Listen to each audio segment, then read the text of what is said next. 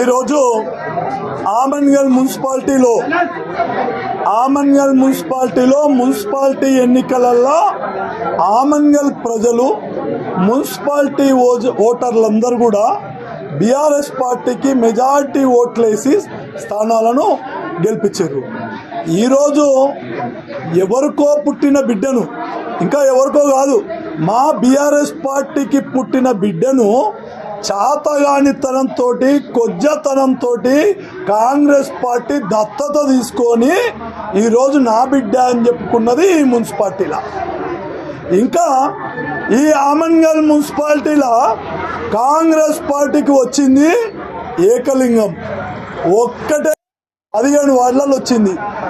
ఏం మొహం పెట్టుకొని ఈరోజు మున్సిపాలిటీలో కాంగ్రెస్ జెండా ఎగిరిందని ఈరోజు సంబరాలు చేసుకుంటారు, టపాకులు కాలుస్తారు. ఒక్కసారి గుండె మీద చేసుకోవాలి. ఒకే ఒక వార్డు గెలిస్తే 15 వార్డులల్లో తెలంగాణలో కాదు, భారతదేశంలో కాదు, ప్రపంచంలో ఎక్కడ కూడా జరగని ద్వంద్వ వైఖరి, కుళ్ళు రాజకీయము ఈ ఆమన్గల్ మున్సిపాలిటీలో జరిగింది. ఒక్కటే గెలిచిన కాంగ్రెస్ పార్టీ మున్సిపాలిటీలో అధికారంలోకి వచ్చిందంట. ఏ రకంగా ఇది వచ్చింది? ఇది గెలిపే రకంగా అయింది. ప్రజల మన్నన ఏ రకంగా గెలిచింది? ఆమన్గల్ ప్రజలు ఏ రకంగా మిమ్మల్ని ఓడగొట్టిరనేది ఆలోచన చేసుకోవాలి. ఇంకా రెండవది, ఎక్కడ చరిత్రలో లేని విధంగా బీజేపీ కాంగ్రెస్ కు వంత వాడిండు ఈ ఆమన్గల్. ఈరోజు ఈ గడ్డ బీజేపీ గడ్డ అన్నది ఈరోజు గీత దాటింది. బీజేపీ పార్టీ ఈరోజు 50% దాటి ఓట్లు బీఆర్ఎస్ పార్టీకి కారు గుర్తుకొచ్చినాయి. ఇంకా ఇప్పుడే ఒక ఆయన ఎవరో మరి సోషల్ మీడియాలో పెట్టిరు, కారు గుర్తును కింద పెట్టి బూట్ తోటి ఆయన తొక్కుతున్నారు. ఎవడి తరం కాదు తెలంగాణ రాష్ట్రంలో కారును దొక్కేది, ఎవడి తరం కాదు ఈరోజు తెలంగాణ రాష్ట్రంలో బీఆర్ఎస్ పార్టీని ఓడగొట్టేది. మీరు కాంగ్రెస్ బీజేపీ ఒక్కటై మాకు పుట్టిన బిడ్డ, మా దాంట్లో గెలిచినోడిని చైర్మన్ వేసి డబ్బులు ఇచ్చి ఇద్దరు ఒక్కటయి దొంగ దోస్తానా వేసి కాంగ్రెస్ కండ వేసి ప్రభుత్వం ఉందని చెప్పి చైర్మన్ చేసిర్రు.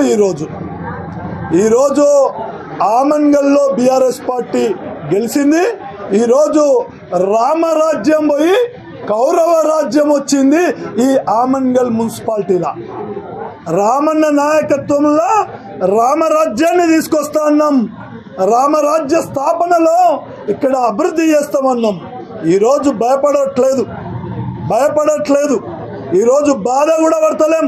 బాధ ఉన్నా ప్రశ్నించే వ్యక్తిత్వంతో పేదోడికి అండగా ఉంటూ ఈ ఆమన్గల్లో మాకు గెలిచిన 8 ఒకడు పోయింది కదా, మిగిలిన 7 మందితోటి ప్రశ్నిస్తాం.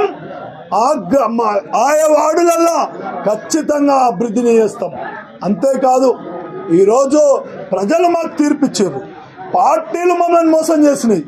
ఈరోజు కాంగ్రెస్ బీజేపీ ఒక్కటే ఓటు వచ్చినా కాంగ్రెస్ వానికి వాళ్ళేదో ఎక్స్ అఫీషియాని ఎమ్మెల్యేని తోలుకొచ్చుకొని ఈ ఎక్స్ ఇక్కడున్న జాతీయ బీసీ కమిషన్ ఆచారి ఇద్దరు వీళ్ళేమో అసెంబ్లీలేమో ఆచారి నారాయణ రెడ్డి కొట్లాడతారు.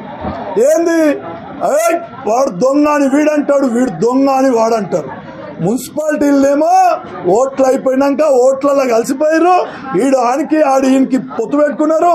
భయపడి బీఆర్ఎస్ పార్టీకి భయపడి, రామన్న రాజ్యం రాముకు భయపడి ఈ గడ్డ మా చేతిలో నుంచి వెళ్ళిపోతుందనే భయము కల్పించుకొని ఇద్దరు ఒకటైరు. ఈరోజు దొంగ పార్టీలు, ఈరోజు బీజేపీ కాంగ్రెస్ పార్టీలు. అంతేకాదు ఆమన్గల్లో ప్రజాస్వామ్యమే గెలిచింది.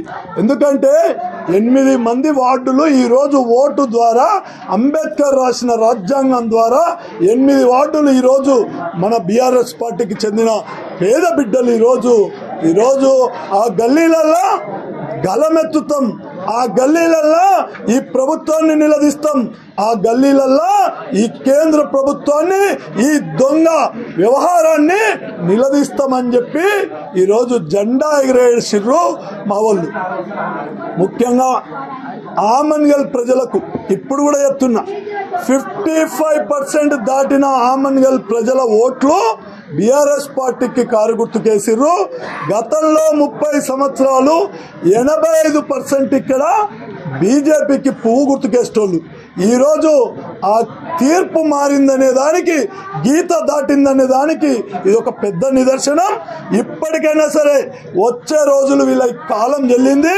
వచ్చే 2 ఏళ్లలో మళ్ళా కేసీఆర్ ప్రభుత్వం వస్తుంది.